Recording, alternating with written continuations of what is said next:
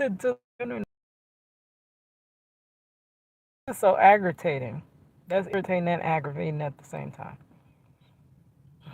I just did a test run recording and it was fine. I'm the legally blind artist that is rapping and paid for justice, hoping because you got to hold your breath for. Oh, I like that because you got to hold your breath for justice to see justice before our face too bleak is his your girl Cadillac. Anyways, guys, I'm coming through today, August the 25th, 2025. So 8/25/25, girl, 8/25/25. Yeah. Anyways, all praises be to the Most High. Yes, girl, let me tell you. Let me tell you. Okay, so I'm going to start giving my testimonies. And what I realized from watching other people's testimonies is that basically our lives are testimonies, right? Our lives are testimonies. My life is a testimony to others behind me or people currently going through things that I'm going through. So, like Latoya Okia, I'm going to dedicate this video to you because you really inspired me and have inspired me for the last probably like 2 years and something that I've been watching you. But you tell the story all the time, what you got in your hand, just like Moses. What did Moses have in his hand? And what he had in his hand was a staff. And that staff turned into whatever in that moment that he needed, right? So the question is asked, I myself, I don't have the resources. I don't have the connections. I'm not connected to anybody that could really change anything in my life or anybody else's life. Um, just like when I was rapping, I told you how DJs, TJ Chapman would always say, it's relationships. Relationship. He would say that at every single music conference. It's not about your music. It's not about none of that stuff. It's about the relationships you make, right? So many times people make it off of their connections. But no matter how I networked, no matter how people knew who I was, that did not make them want to work with me at all. It was like I'm just, and this kind of goes back to me on my journey of basically, I believe I'm chosen one, right? If y'all follow any of the chosen one content, the way they explain life, for the chosen one, baby, that has been my life, where you go through the most jail in life and you go through things that most people don't go through. It seems like the battle is always harder. You're always alone. You don't have the support system. You're the black sheep of your freaking goddamn family. You're the odd one out. You don't fit in, can't fit in. Even if you tried your best to fit in, you would stick out like a sore thumb. And one of the biggest things is people just attack you just for the gel of it. There really is no reason. You try to be the best person you can. You're even helping people. It's even people you help that attack you. And that's basically been my life. Crazy life, right? So being a chosen one means that God selected you for something specific, right? Because you're the one that can carry that mantle. Okay, anyways, I believe, but I am asking for revelation so God can put his co-stamp on it that yes, Keita, I want you to fight injustice. I really believe that is my lot in life, to fight injustice because of all the unjust and unjust things that have happened to me and people close to me. But I myself has been through so many things of injustice. Okay, I could tell you a little bit. I've been through identity theft.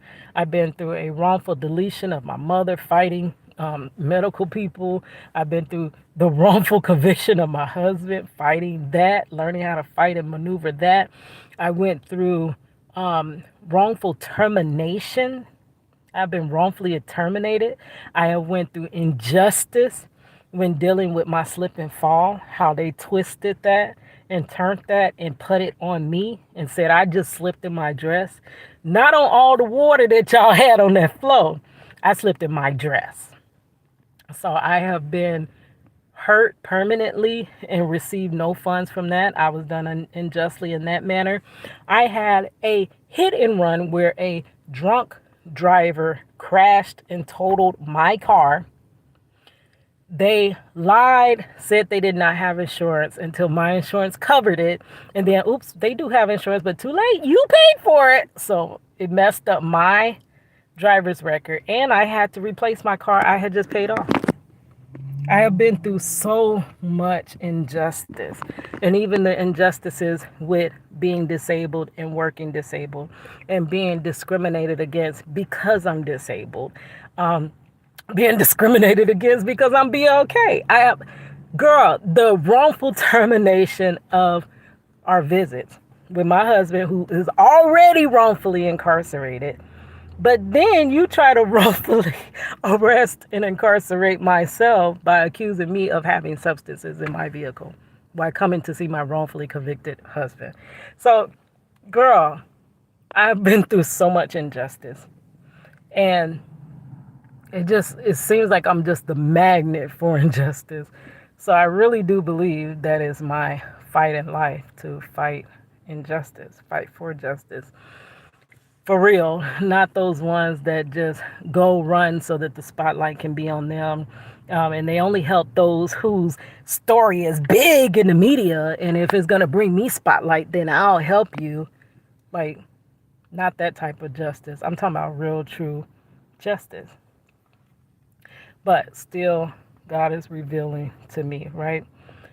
But Latoya says that your life, just start where you are. Start with your phone in your hand. My broke up phone.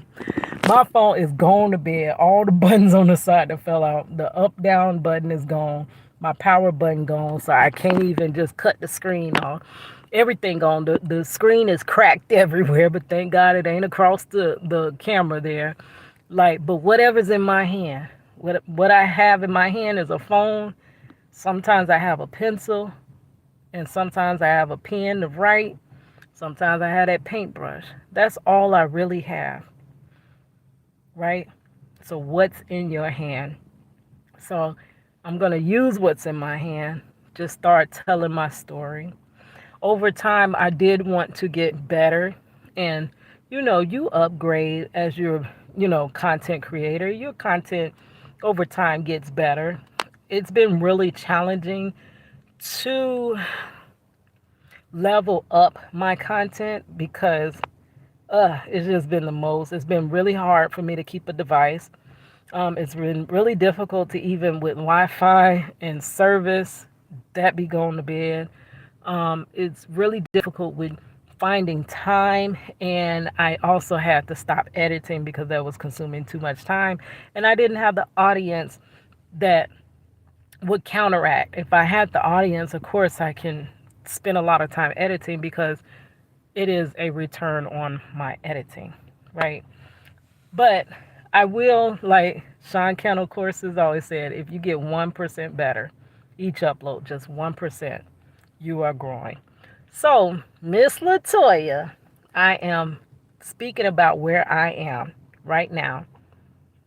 And I'm just telling my testimony, just telling your life, what you're going through. You don't know, but it could inspire somebody else. So, and my hand's going to bed. Got this silly old carpal tunnel, which has messed up my whole career potential. Earning potential has really made my net worth way down just by having this carpal tunnel. So much talent, but for each talent I have a very hard to overcome physical challenge. And I'm legally blind. Like, girl, it's too much going on at once, right? So, anyways, the beginning of this year, February to March, it in between that time is when I found out I was in something called ketoacidosis. My sugar was off the roof. It was past 14. And if anybody who is diabetic knows, off after 14, the chart stops at 14. After 14, we really don't know how high it is. I was right there at DEATH's door. Didn't know it. I had no potassium in my body. My legs were bucking out to where I could not even bend my legs back. And it would be severe pain in the muscles of my legs. I had dropped so much weight. My face, y'all know I got these fat cheeks. My face was deflated. I had this up under my neck that had deflated. And it was like a hanging neck. You know how your top of your car hangs? My neck was doing that. My arms were flapping. The skin was hanging off. The doctor was like, oh my gosh, well, at least the muscle is still attached to the bone.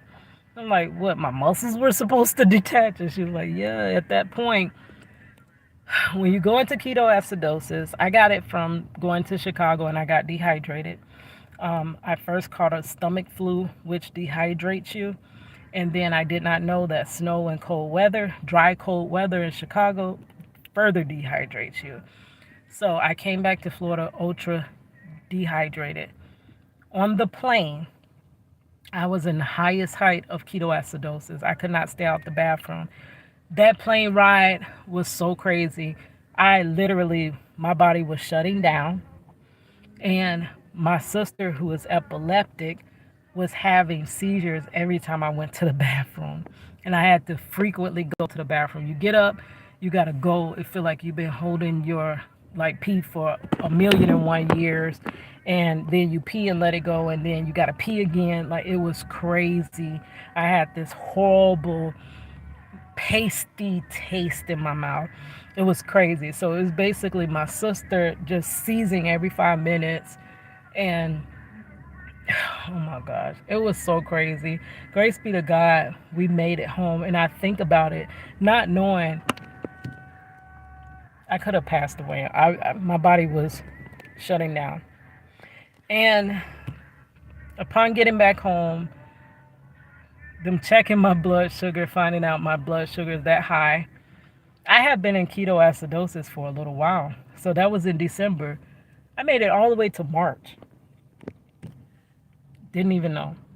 Went into the ER to try to help myself get rehydrated because I could not get rehydrated. And I was losing so much weight. My clothes were falling off of me because I'm a pleasantly plump individual.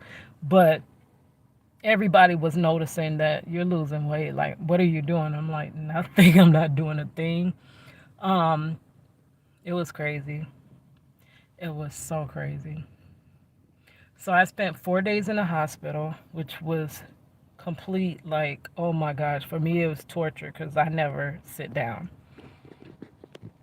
They released me from the hospital on insulin. I was only pre-diabetic, really. And I was just thrusted into diabetes and to the highest height, A1C past 14. Thank God my organs did not shut down because that was at that time. Had I kept going and not went to the emergency room when my daughter basically made me go and I just kept going on with life, it would have been the end. Because at a certain point, your body can't stay in ketoacidosis. And my organs would have started to shut down. And praises be to God, Jesus. No kidney damage, no liver damage, nothing damaged, no damage. A1C goes over 3 months, right? So when they checked me in April, because I had been in ketoacidosis and they didn't actually get me out of ketoacidosis till March. And they were trying to find out, they were assuming I'm type 2 diabetic. But they was like, we're not quite sure because you could be type 1, but we just want to rule it out. Now, they said, I really doubt you're type 1 because you would have passed on that plane. Type 1 cannot survive. Their bodies do not make insulin. They wouldn't have survived that. So she said, I really think you're type 2, but we're going to do the test necessary. They couldn't get a true A1C because, I mean, after my first month being out of the hospital, sent home on insulin, taking, checking my sugar like 6 to 7 times a day, like excessively taking my sugar. Um, my goodness, it's crazy. That first follow up appointment, after that first month, my sugars drastically dropped. And it started being where my sugars were too low in midday. When I get to work, and my sugars would drop. And I would have to fight to keep them up. They checked me and they said, no, your pancreas is making insulin. You're making your own insulin. They took me off of insulin, completely taken off. See, I was so scared because I thought insulin was the end of the road. That, I mean, and it's a lot of stuff that I was just miseducated about. But I really thought insulin, and that's what a lot of doctors do tell you. They try to start with medicines. Insulin is their last option, really, their last step. But I was thrusted completely straight on insulin. Insulin was the only thing that could get me out of ketoacidosis. And it was, we don't even know how long you're going to be on insulin or anything. April, I was taken off of insulin. The lady at the endocrinologist, the endocrinologist, I'm sorry, not the lady, the endocrinologist at the endocrinologist center was like, don't take no insulin. You don't need it. Your body makes insulin. They checked my A1C. My A1C had dropped to 11. Now, the reason it was at 11 was because I still had 2 months of that off the charts blood sugar. But then I had 1 good month of blood sugar. So I was like, I'm headed in that right direction. I think I'm going to go back to what I was before all this happened, right? So June of that last year, they said I was at 6.7. So I was on the cusp. I was transitioning from pre-diabetic to diabetic. I was crossing that cusp. By December, I was thrusted 14 off the charts. And I told y'all, my last doctor was like, almost like he want to throw his desk off, like everything on his desk. Like, what the, how did you get here? Like, you don't go from this to this. Like, who goes from 6.7 to 14 off the charts in less than 6 months, 5 months? And I just kept complaining of being dehydrated, but I didn't know that dehydration had turned into ketoacidosis. And in ketoacidosis, your body can't even process sugar at all. It just stays in your body. It stays in your blood, and your blood sugars just elevate, elevate, elevate, elevate. God, to look back, I'm like, oh my God, you really kept me. You really did. I was trying to go to the theme park and ride out Epic. Epic was opening, and everything in the world kept stopping me from going to Epic. I could have passed getting on them roller coasters. I didn't know I was that bad. I just thought I was drastically losing weight. I did not know. Oh my goodness. So to look back is like, God, you kept me. What you want me for? Like, please reveal to me because I know you kept me for a reason. And please let me be doing the right thing that you want me to do, because that's why I don't want to think I'm supposed to be fighting for justice and then I'm actually doing the wrong thing and he wants me to do something else and I'm not doing what he has me on this earth for, because I got to get to my work. I got to fulfill my purpose. I can't miss my purpose. So, but he kept me for a purpose. Oh Lord, he kept me. So in April, A1C was 11. Y'all went with me to buy all those exercise things from Five Below. My muscles had gotten so weak, I could barely stand up through the day. On top of, I already got the herniated disc. Y'all already know what I already have. And pinched nerves and sciatica. I already got that. But my muscles had collapsed. And I could barely pick my leg up off the floor. When I walked, I barely drug my feet. It took me so long. I work in a theme park. It took me forever to get from my car to my location. And I could not move fast. I was busting tables. I was so slow. Oh my gosh. It was crazy. God. So I go back in April and they say your A1C is 11. That's still alarming because it's high. But I knew it was because I had those 2 bad months and then the 1 good month. So they said, let's follow up and we're going to do your real A1C. So it'll be 3 to 4 months later and we'll have a true and accurate A1C. I went today. Glory be to God.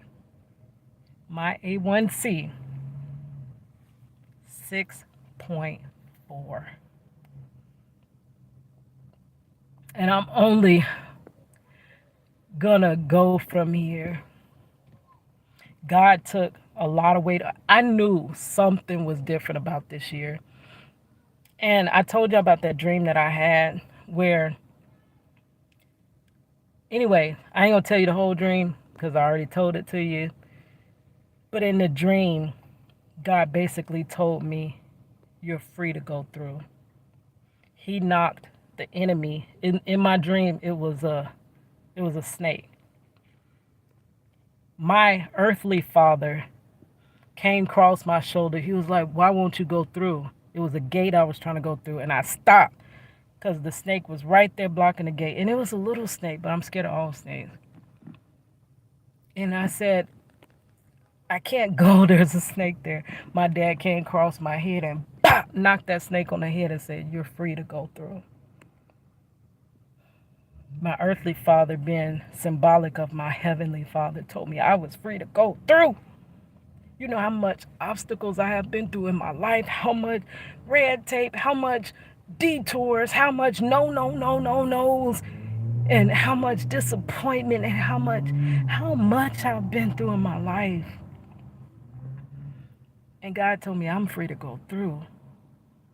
And I seen God I felt like he was telling me just rest at the beginning of this year. Like, slow down, rest. If y'all followed me, y'all know I do way too much. I do way too much. I go too much. I don't rest. I don't sleep. I be doing way too goddamn much.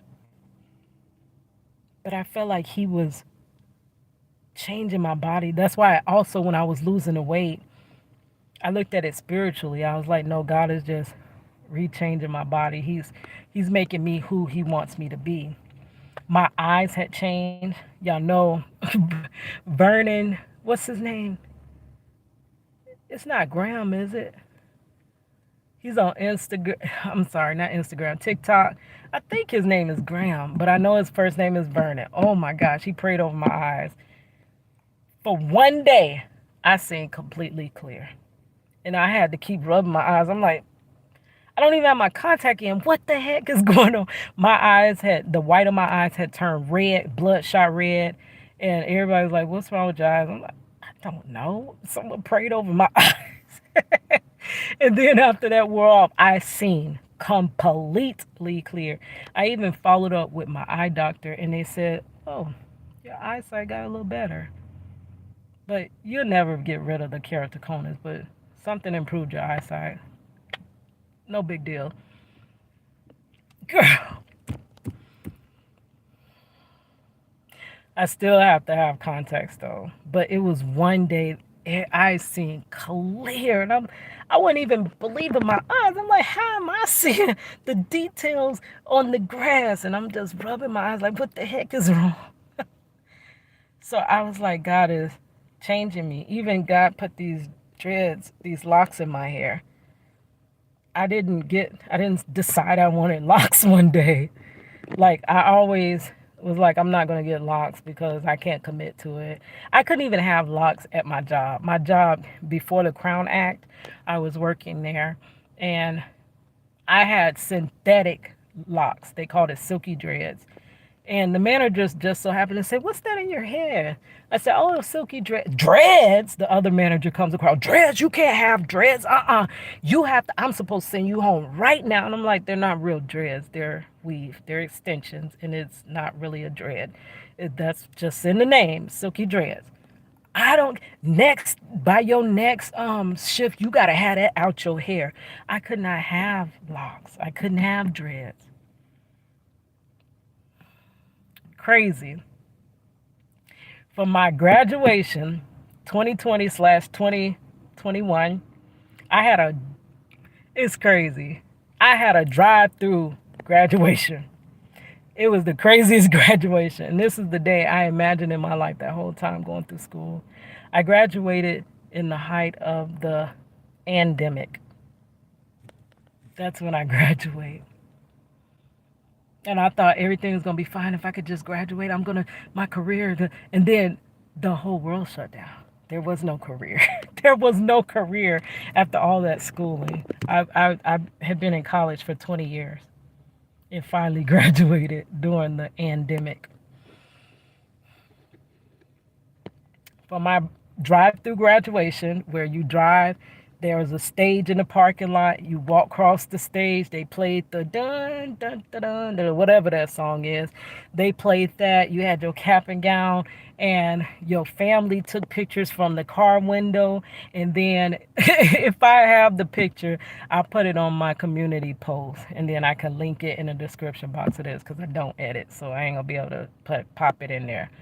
But I would have popped it in there if I still edited. But then you get to the edge, walk off the stage, jump back in your car. A drive-through graduation or a drive BY graduation, girl. And I had two strand twists in my head. My daughter and her friend put them in. I never took them out. And I kept seeing the roots grow. And it came to where I had just the tip was like the twist. And I kept saying, I'm gonna take them off, I'm gonna take them out, I'm gonna take them out. Because you can undo the root of your hair. You could get the lock out at the root of your hair. But they just kept growing and growing and growing. And I was like, at this point, I actually, if y'all see some of them earlier videos, I still had those two strand twists hanging on the edge of my locks. And I finally took them out and I had locks. So God put these locks in my head. He put them in my head. I didn't do this. I never locked up the middle. I left it as braids. But because he locked my hair, changing my eyesight, tweaking my eyesight, took the weight off of me, I just looked at it as though God was just transforming me. Which I think that's still true. He's still transforming me. See, to be in God, you're a new creature. So it's like I'm in that cocoon, changing from the old Kia or Cadillac to the new 0.0 version of Cadillac, right? So my A1C at 6.4, and mind you, I have not started my exercise regimen yet. I just bought all that exercise equipment. I'm still gonna do it. I'm still gonna do it. Yes, Miss Latoya, you always say get out there and go walking. I love to walk, but I walk too slow. But we gonna get them steps in, Miss Latoya. And honestly, I'm a be side note, Miss Latoya Kia. I went to her Chosen One seminar on my birthday. Um, I was that 2024, that June when I first that A1C. She prayed for my sister who had been having grand mal seizures from age 3. My sister was 30. Was she 33 then? Hold on, gotta do this math. She's 35. She would have been 34. 33. She was 30. 33, 34, somewhere around there, and have been having them since she was 3. So that's 30 years of grand mal seizures, multiple in a month. Multiple. Miss Latoya prayed over her at that Chosen Ones conference, and I did get to get Miss Latoya one of my Project Reach the World, which was a hand painted T-shirt I did of her. Did I do her a T-shirt, or did I do her? I think I just did her a picture. I did Trees Walk a T-shirt. I did her a picture and gave it to her, and I asked her to pray for my sister. I kid you not. Now, the devil liked to play games. My sister immediately had a seizure. And it makes you want to say, that didn't even work. Right after that, my sister stopped having seizures, and it had been months. My sister had never went months and months and months and months and months and months and months without having a seizure. And then y'all know I let her go down the water slide, and soon after that she had a seizure. So God is still healing her, but she is still healed. She's still healed. If you went from having multiple seizures per month to sporadic throughout the year, not even more, in like maybe 3 to 4 a year, but you used to have that in a month, God healed her.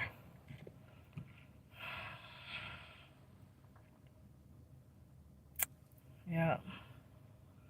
So my A1C at 6.4 is lower than it was 6.7 before I went into all of this. And it's all grace be to God. So he had me here for some reason.